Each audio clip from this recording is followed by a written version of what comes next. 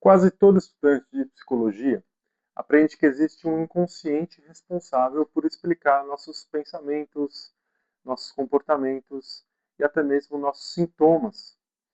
Então, desde Freud, tornou-se quase natural imaginar que por trás de cada ação humana existe um mecanismo oculto que produz essa ação. O paciente ele pode dizer uma coisa, ele pode até sonhar uma coisa, mas o significado real, verdadeiro, daquilo que ele diz, daquilo que ele sonha, encontra-se oculto. E, e age-se de determinada maneira para que, de alguma forma, seja terapêutico trazer à luz da consciência aquilo que está oculto no inconsciente. Isso, de alguma forma, explicaria a vida psíquica. E que uma consequência disso também é que a maior parte da vida psíquica ela seria inconsciente e não consciente. Veja, o próprio linguajar popular é muito sábio na expressão quando ele diz que Freud explica. Freud não intui, Freud não descreve, Freud não compreende, Freud explica. Ele não cria sentidos a partir de uma experiência particular. Ele explica, e essa forma de pensar da explicação a partir de conceitos e que criaram uma sedimentação para a compreensão do que é a experiência humana, ou melhor, a explicação do que é a experiência humana. Eu já tenho o meu cacuete aqui fenomenológico de dizer mais compreensão, mas aqui, quando digo de inconsciente, eu preciso afirmar mais a explicação. Ela, de alguma forma, adentrou na tradição do século XX quase como que uma verdade evidente, né? Mas o Karl Jaspers, no seu Psicopatologia Geral, ele faz ali, logo na introdução, né, nas primeiras 60 páginas, uma crítica bastante profunda a essa maneira de olhar para a experiência humana. Perfeito? E, curiosamente, né, o Jaspers ele não vai, de forma alguma, negar a existência do inconsciente. O Jaspers ele vai ser, na verdade, bastante cauteloso. Isso sim, porque ele compreende que o problema aqui é outro, não é da existência ou não de processos inconscientes, mas sim compreender exatamente o que devemos fazer em relação a esse inconsciente, como posicioná-lo na construção do conhecimento acerca de psicologia. Então trataremos nesse vídeo acerca desse posicionamento sobre o inconsciente. O que de fato ele explica, o que ele não explica, né? E veremos que para o Jaspers, esse inconsciente jamais deve preceder, jamais deve vir de forma a priorística ao intuir e o descrever. Veremos que as explicações elas não devem construir, né, um todo de sentido comum, né, como das teorias psicanalíticas de complexo de Édipo, castração, sublimações, etc. E que isso não deve necessariamente explicar ali o fenômeno psíquico na nossa frente sem que haja a construção de um sentido próprio individual que apareça para nós, porque essa aparição ela é muito mais evidente do que a teoria. E quando falamos em intuição, evidentemente, né, não estamos aqui tratando da intuição de um sentido místico ou qualquer coisa que o valha. Essa intuição ela vem justamente da tradição filosófica alemã, vem de Kant, do verbo anschauen, né, que é traduzido por intuição. E o próprio Kant dizia que a intuição é uma das formas de adquirir conhecimento. Então, se você quer saber um pouco mais sobre isso, fica aqui no vídeo, a gente vai falar bastante a respeito. Não esquece de curtir, deixar um comentário, se inscrever aqui no canal e vamos seguir.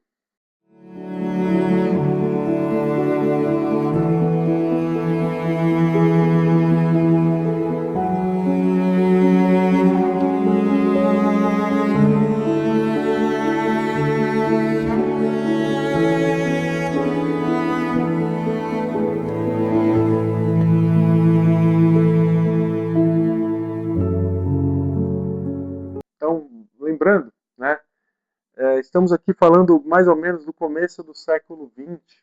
né? O Freud já havia transformado profundamente a psiquiatria. E não sem o mérito, né? A ideia do inconsciente, ela permitia explicar ali os sintomas histéricos, sonhos, atos falhos, inúmeras manifestações da vida psíquica, né? Por vez primeira, muitos comportamentos aparentemente sem sentido, sem lógica, passavam agora a adquirir uma clarificação científica, né? Isso naturalmente produz um enorme entusiasmo. O Jaspers, ele percebe isso, ele está ali de forma contemporânea ao Freud e evidentemente que ele vai notar ali um certo risco metodológico. Ele vai tratar desse risco metodológico no seu Psicopatologia Geral. E a pergunta que ele faz é uma pergunta extremamente simples, né? E que a gente se faz aqui também, né? Até onde vai essa explicação? Perfeito? Qual é o limite dela? Como que nós devemos posicioná-la aqui acerca da construção do conhecimento em psicologia? Não é banal essa pergunta, né? Então, o que essa explicação realmente explica? Até onde ela vai? O que ela não explica? Essa é uma pergunta que vai ali no coração mesmo da psicopatologia. Porque existe uma diferença enorme entre compreender um fenômeno no seu caráter individual e explicar esse fenômeno. E a explicação demanda uma teoria que não é uma teoria individual.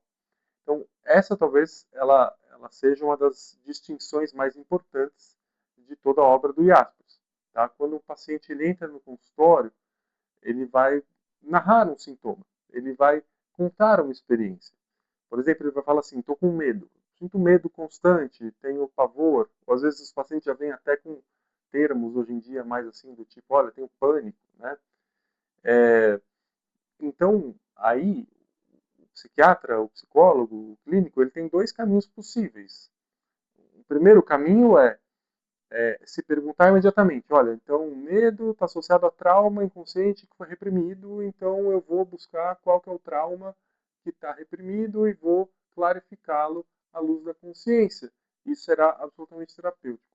O segundo caminho é o caminho que vai buscar, de alguma forma, olhar sem teorias prévias para essa experiência particularíssima daquele paciente e buscar clarificar como que é esse mundo vivido dele, como que esse medo aparece, como que ele exatamente experimenta aquela sensação, como que ele percebe aquelas outras pessoas, qual a construção daquela identidade, qual é a vivência de corpo, qual é a vivência de tempo daquele indivíduo. Então, percebam que há atitudes, né, investigativas bastante diferentes aqui em relação à mesma queixa. Na segunda atitude, né, existe uma intenção de compreender essa experiência no caráter particular. E que é isso que o Jaspers ele chama de compreensão fenomenológica. Então, antes de explicar qualquer coisa por meio de uma teoria, a gente precisa descrever cuidadosamente aquilo que realmente se manifesta. E não vamos negar a teoria, né? Mas vamos colocá-la de forma a posteriori, de forma talvez até menos importante do que essa descrição, essa intuição e essa compreensão particular. Isso, claro, que possui consequências enormes para a clínica, porque muitas vezes aquilo que nós vamos chamar de uma explicação às vezes ela acaba encerrando, né, prematuramente a investigação. Né? Imagina um paciente que se apresenta com, sei lá, uma culpa muito grande. Eu posso, às vezes, responder imediatamente do tipo, olha, isso é um conflito inconsciente. Né? Mas o que exatamente eu descobri? Né, se eu respondo dessa forma? Na verdade, não muita coisa. Eu apenas substituí a descrição que eu deveria ter feito por um conceito, né, por uma teoria, né, como diria Belchior. Então a palavra inconsciente ela vai passar a funcionar como uma espécie de rótulo, ela ganha um sentido próprio, tá? E produz uma sensação de explicação. E isso acaba tendo até um sentido um pouco deletério, porque interrompe, de alguma forma, uma investigação que deveria ter sido mais minuciosa. E essa é justamente a preocupação do Jaspers, que ele deixa muito claro lá no famoso PG, né, Psicopatologia Geral, Allgemeine Psychopathologie. Então, muitas vezes, boa parte do sintoma, isso é fato, né, o sintoma, ele encontra-se de fato inconsciente. Né? Aquilo que o paciente traz na consulta é só uma, sei lá, uma ponta do iceberg. O iceberg como um todo está ali no inconsciente. E é fato também que trazer à luz da consciência é um trabalho terapêutico. Né? Evidentemente, né, você tornar consciente aquilo que é inconsciente clarifica e trata, né, as questões do paciente.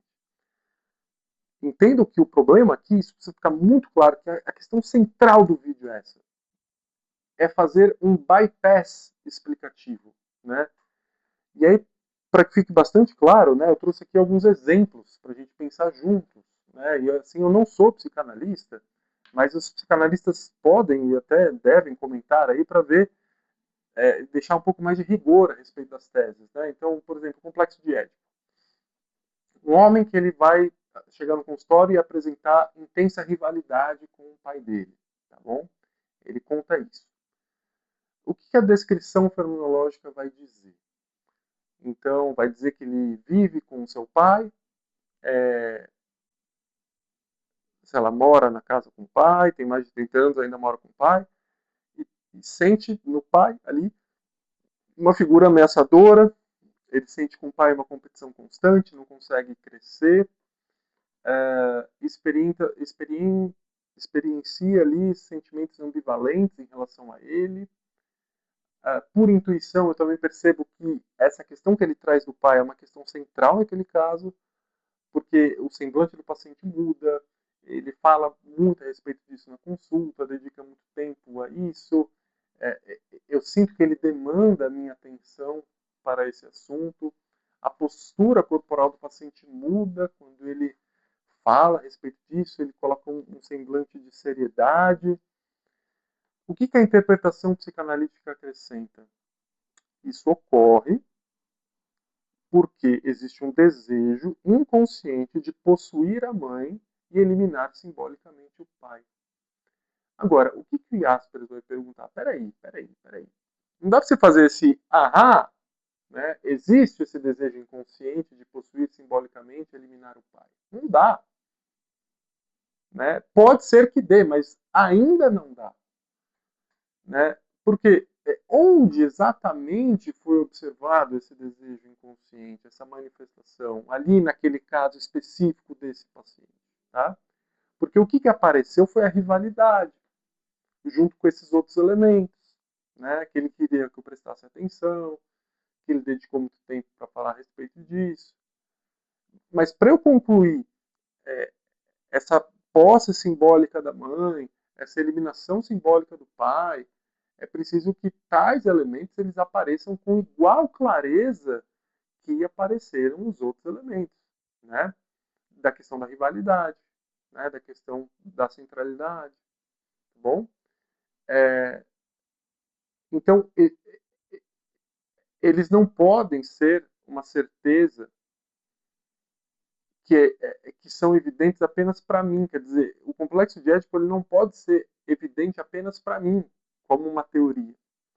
Enquanto esse complexo de Édipo ele não aparecer e não constituir ali, naquele caso, um sentido que eu, o paciente, né, a gente vai construir junto, eu não posso tratá-lo como uma realidade psíquica.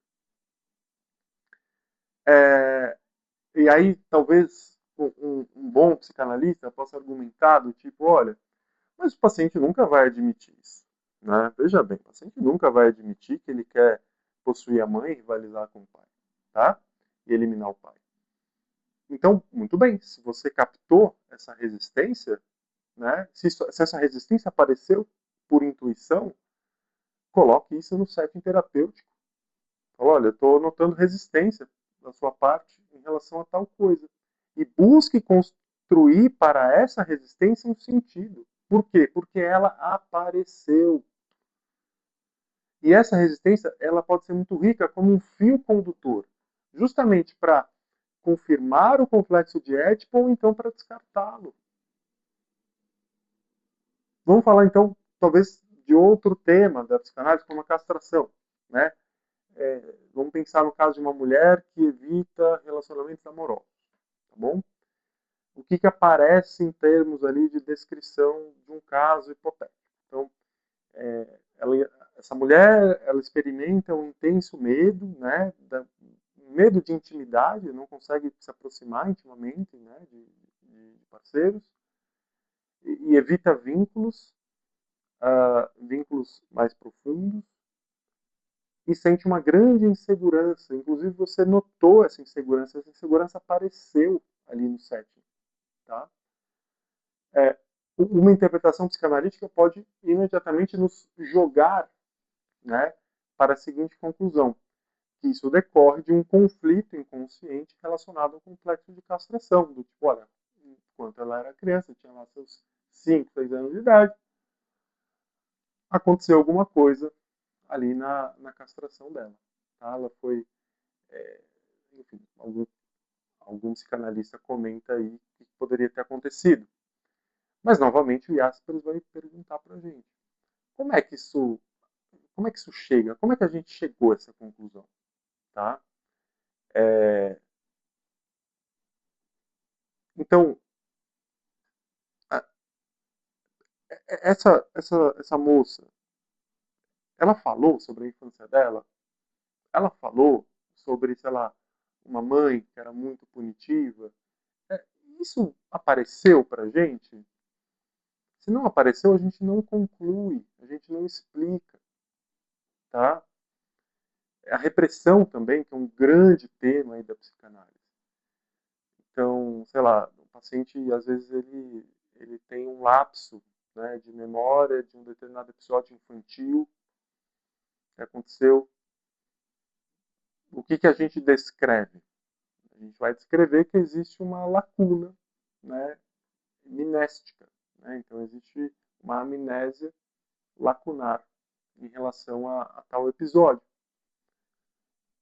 Não podemos pular imediatamente para uma interpretação do tipo a lembrança, né, a lembrança desse episódio foi reprimida pelo inconsciente. Isso pode ser verdadeiro? Ora, claro que pode. Evidentemente que pode. Isso é necessariamente verdadeiro? Não. Aí que está. Para o Jaspers, o inconsciente reprimindo a lembrança, isso é uma hipótese explicativa. E não um dado imediatamente verdadeiro da experiência. Entendem isso? Vamos pegar um outro exemplo. Estou vendo aqui, na outra parede ele tem quadros. Tá?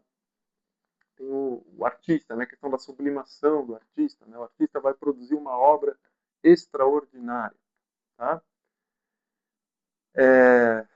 O que aparece na descrição? Uma intensa atividade criadora, uma criatividade muito fértil. O que talvez psicanalista venha a nos dizer é que houve uma libido sexual que foi sublimada, né, para a produção daquela obra de arte. Então, mais uma vez, o que foi observado? O que apareceu? Tá bom? Eu estou falando aqui de um caso hipotético específico. O que apareceu foi uma criatividade. Né? Essa sublimação ela é uma constituição teórica. E ela pode estar certa nesse caso ou não. Esse que é o ponto. Outro exemplo, né? Eu vou dar mais dois exemplos aqui. Então, um exemplo da formação reativa, tá? Um indivíduo que apresenta um moralismo, né? Muito exagerado. Vamos pegar ali, sei lá, o tipos melancólicos, né? Do Humberto Stellenbach. Ele fala desse sujeito que é muito apegado a regras, né? o que uma psicanálise pode nos dizer a respeito? Que, na verdade, esse indivíduo possui desejos inconscientes, na verdade, opostos, né? Que, na verdade, o verdadeiro desejo dele é romper com aquelas normas que ele tanto diz preservar e que são importantes, né? Do tipo vestimenta, comportamentos, enfim, regras sociais. Na verdade, ele possui um desejo inconsciente de romper verdadeiramente com tudo isso. Pode ser verdade? Pode. É necessariamente verdade? Não. Por quê? Porque aquilo não apareceu. Enquanto aquele tipos melancólicos, vamos dizer assim, né, estou usando a expressão aqui do Tellenbach, ele não confessar isso, né, do tipo, caramba, Vitor, quer saber uma coisa? Na verdade, o que eu queria mesmo era poder usar sunga no meu trabalho, né? Sei lá, enfim. Mas eu tenho que usar terno, porque eu sou advogado e faço defesas, né, sustentações orais. Então, é isso, tá bom? Enquanto isso não aparecer, a gente não explica dessa forma. E o último exemplo que eu queria dar é em relação à transferência, né, com o próprio terapeuta. Né? Então, às vezes o paciente ele vai, sei lá, se irritar com o terapeuta, ou vai fazer, sei lá, uma transferência erótica, né, com o terapeuta. Então, o que aparece? O que aparece é, sei lá, uma hostilidade dirigida ao terapeuta. O que aparece é um desejo de modificar a relação com o terapeuta para uma relação do tipo amoroso, né? O que uma interpretação psicanalítica pode, né, afirmar? É que, na verdade, o paciente está revivendo inconscientemente a relação com o pai, né? No caso de um terapeuta homem, ou com a mãe, no caso de uma terapeuta mulher, mais velha, enfim. Isso é verdade? Talvez, pode ser. Qual que é a tarefa aqui? A tarefa é constituir um sentido disso com o paciente, né? Se isso fizer sentido, ok. Se não fizer sentido, não fez. Perfeito? Se o paciente estiver resistente, o que apareceu foi a resistência. E essa resistência pode ser um fio condutor para a constituição do sentido. O importante é não dar saltos interpretativos. Né? Tem aquela famosa frase do Freud, que ele vai falar que às vezes um charuto é só um charuto e não um falo.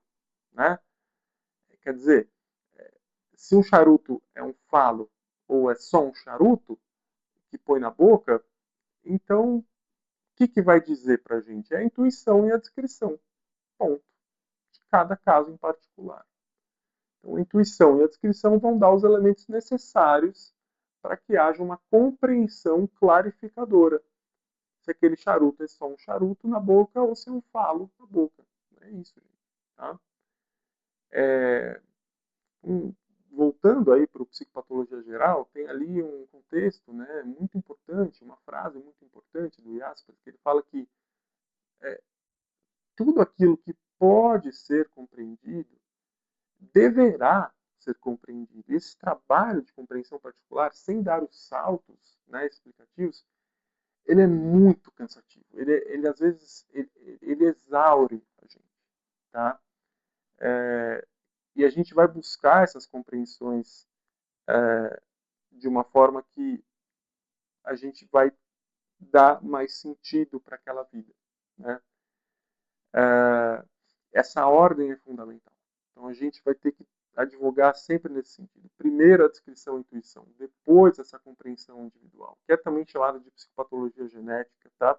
Não, e aí esquece, não tem nada a ver com base nitrogenada, com DNA, tem a ver com gênese, tá? E ela explica esses conjuntos de sentido, tá? Individuais. E aí depois pode ter uma teoria explicativa, que pode ser a psicanálise, tá? Mas nunca mexer nessa ordem, nunca, tá?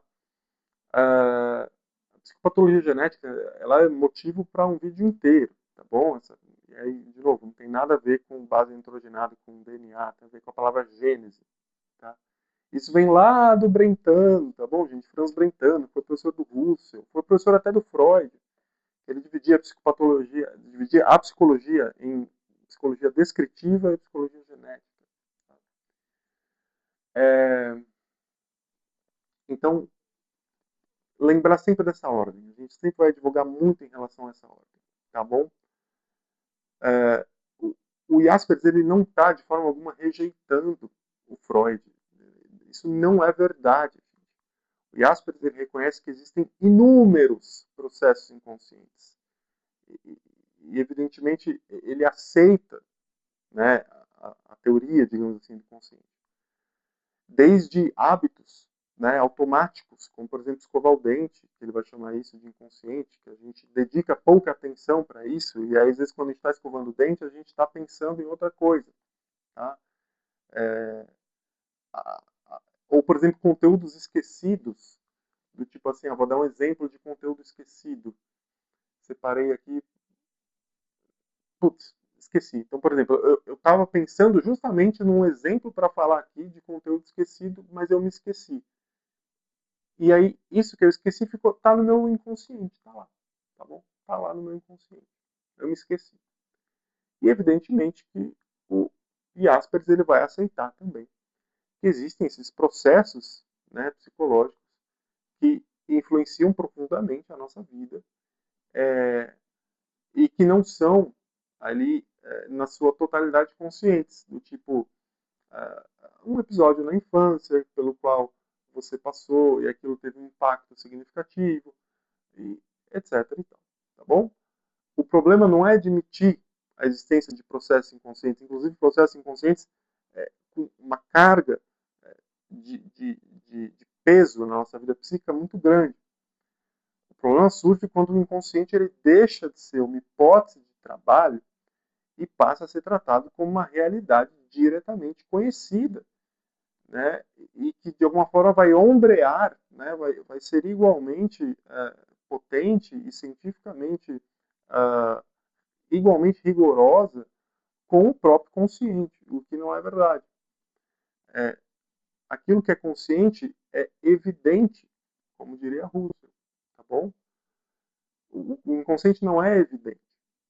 Né? Então, em outras palavras, não podemos observar o inconsciente da mesma forma que observamos a experiência consciente. O argumento em relação a isso é muito básico. Né? É que o consciente ele é evidente. Ele tem essa característica intrínseca a ele. E o inconsciente não tem. Então, nós apenas, em relação ao inconsciente, nós apenas inferimos a sua existência. Né? E a inferência ela vai exigir prudência. Aí a prudência ela possui uma enorme importância na clínica, porque o paciente ele sempre vai apresentar, primariamente, essa experiência. Nunca vai se apresentar diante de nós um inconsciente. Vai se apresentar diante de nós um paciente queixando-se de algo que está na sua consciência. Então ele vai se queixar algo do tipo, sei lá, eu perdi completamente o sentido da minha vida, eu estou muito triste, não sei mais o que fazer, tá? Então essa é uma experiência concreta. Esse é o mundo vivido que constitui o verdadeiro objeto, né, da psicopatologia. Então se a gente abandona rapidamente essa experiência para tentar de alguma forma encaixar dentro de uma teoria causal, aqui a gente vai correr o risco de perder o que há de mais importante e o nosso caráter mais científico. Então é por isso que o Jaspers ele vai insistir tanto na fenomenologia. Então, a fenomenologia ela não vai negar, né, evidentemente, a possibilidade de correlatos causais. Não, mas ela olha mais para essa organização científica. Ela dá o rigor científico da psicopatologia. Que é justamente isso que vamos falar e repetir aqui até virar um mantra. Então, primeiro, a intuição e a descrição. Depois, essa compreensão particular. Somente então a gente vai buscar explicar. E aí é necessário, nesse ponto, lembrar que as explicações elas podem aparecer de diversas formas. Então, é possível explicar por meio de teorias da psicanálise, é possível explicar por meio de análise de comportamento, é possível explicar por meio da própria neurobiologia, É possível explicar por meio de teorias metafísicas ou mesmo de teorias religiosas. O Jaspers ele tinha uma postura absolutamente aberta a tudo isso. Ele dizia que nada disso encerra a experiência humana em si mesma. É muito bonito ele falando a respeito disso. Nenhuma teoria explicativa dessas é capaz de abarcar em si própria a experiência humana como um todo e substituir cientificamente a experiência concreta como um a priori, né, que esse fio condutor do campo de operação da psicologia. É justamente isso que Jaspers ele vai procurar preservar. Essa singularidade da pessoa, seu modo próprio de existir, o seu mundo vivido. Então, para resumir, para finalizar aqui esse vídeo, a gente pode resumir tudo isso numa única pergunta. Né? Então, quando o paciente vier falar para nós, olha, Vitor, eu tenho medo, né? Eu tenho angústia, eu tenho... eu não consigo me relacionar com pessoas, eu tenho tal sintoma, o que devemos fazer? A gente deve imediatamente procurar uma causa escondida? Ou devemos primeiro compreender como esse medo transforma e aparece na existência daquele paciente? Então, para o Jaspers, essa segunda atitude não é apenas mais respeitosa, ela é também mais científica. Porque toda ciência ela começa descrevendo cuidadosamente aquilo que pretende conhecer. Somente depois surgem as teorias. Somente depois aparecem explicações. Essa talvez seja uma das maiores contribuições do Karl Jaspers para toda a psicopatologia. Então, ele vai sempre nos lembrar que nenhuma teoria ela é maior que o fenômeno em si. Nenhum conceito, um conceito psicanalítico, metafísico, neurobiológico, nenhum conceito teológico pode substituir aquilo que realmente se manifesta diante de nós enquanto estivermos operando no campo da psicologia. O inconsciente pode continuar sendo uma hipótese explicativa extremamente fecunda. Mas esse inconsciente, ele jamais vai impedir, ele jamais deve impedir que a gente veja aquilo que é mais evidente. Então, se ele nos traz alguma informação, alguma direção para onde apontar o barco, é necessário que a gente traga à luz da consciência a clarificação evidente daquilo na experiência, para que possamos descrever e intuir acerca daquilo. Daquilo que o paciente efetivamente vive, daquilo que efetivamente aparece. Porque é justamente nessa experiência que começa toda a verdadeira psicopatologia. Então esse vídeo aqui, gente, eu fiz num formato mais de conversa. Eu vou deixar aqui o link, né, na descrição do vídeo, de um texto que eu escrevi a respeito disso, que está no meu Substack. Lá no texto eu coloco citações, eu coloco um formato mais formal, né, de escrita. E eu peço novamente para vocês curtirem, se inscreverem no canal, deixarem aí um comentário. E eu quero lembrar a todos vocês do curso que eu fiz de psicopatologia fenomenológica, né, o curso que está na plataforma da Hotmart. Eu vou deixar aqui na descrição do vídeo também o link. Para todos vocês que têm interesse em psicopatologia fenomenológica, é um curso que ele é absolutamente abrangente, vai desde a teoria até a prática, né, de falar especificamente, né, dos transtornos psiquiátricos, né, de borderline, de depressão, esquizofrenia, bipolar, né, falando também de obsessivo, compulsivo, uso de drogas, enfim, está tudo lá do ponto de vista da psicopatologia fenomenológica, tá bom? Então, muito obrigado e a gente se vê no próximo vídeo.